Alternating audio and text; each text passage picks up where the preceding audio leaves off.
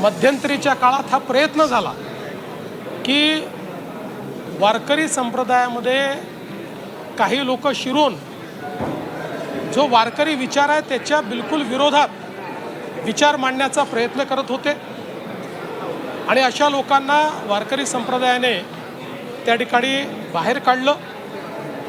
आपण एक लक्षात घ्या की ही जी हजारो वर्षाची समृद्ध परंपरा आहे, किमान गेल्या 800-900 वर्षाचा इतिहास जर आपण बघितला तर वारकरी विचार हा श्रद्धेचा विचार आहे, वारकरी विचार हा बंधुतेचा विचार आहे आणि वारकरी विचार हा भागवत धर्माची पताका घेत प्रत्येक जो व्यक्ती आहे त्या व्यक्तीच्या मनाची चित्ताची शुद्धता झाली पाहिजे अशा प्रकारचा विचार करणारा, पर्यावरणाची साधर्म साधणारा अशा प्रकारचा विचार आहे।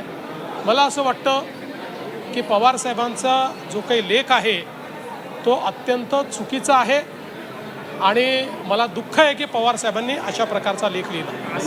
असा लेख स्मरणिकेत नको होता का? असा लेख म्हणजे असा लेख ज्यावेळी घेतला गेला त्यावेळी स्मरणिकेतून तो वगळायला हवा होता का? नाही, मी असं काही म्हणणार नाही। एक गोष्ट अशी आहे की प्रत्येकाला आपलं मत अभिव्यक्त करण्याची त्या ठिकाणी मला असं वाटतं की एक अधिकार प्रत्येकाला आहे आणि कुठल्याही साहित्य संमेलनामध्ये वेगवेगळी मतं येत असतात।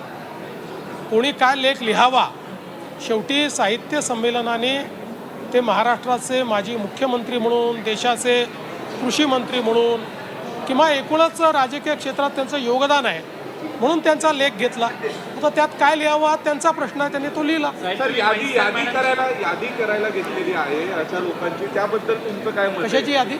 जे असे वारकरी संप्रदायातले असे लोक आहेत, लोकांची यादी आम्ही करायला हाती घेतलेला आहे। खऱ्या अर्थानं त्यांना हवी असेल तर वारकरी विचाराच्या विरोधात जाऊन जे लोक वारकरी संप्रदायामध्ये त्या ठिकाणी विचार मांडण्याचा प्रयत्न करतायत अशा लोकांची यादी मी त्यांना पाठवून देईन। म्हैसकर मॅडमशी तुमचं बोलणं झालं, ते मंत्री कोण आहेत त्यांनी सांगितलं का तुम्हाला? आणि असं काही हा फार एवढा गंभीर विषय नाही आणि त्यांनी तो गंभीरतेने घेतलेला नाही। तुम्ही मला सांगितलं की वारकरी विचाराच्या विरोधातले विचार तुमचा अर्बन नक्षल विचार सांगितलं काही प्रमाणात नक्कीच, कारण यातले काही लोक जे तिथे शिरले, ज्यांना सुदैवाने आमच्या वारकरी परंपरेनं झिडकारलं, त्या लोकांचा संबंध हा अर्बन नक्षल चळवळीशी देखील आम्हाला पाहायला मिळाला। त्या संदर्भातलं डोजियर देखील माझ्याकडे आहे।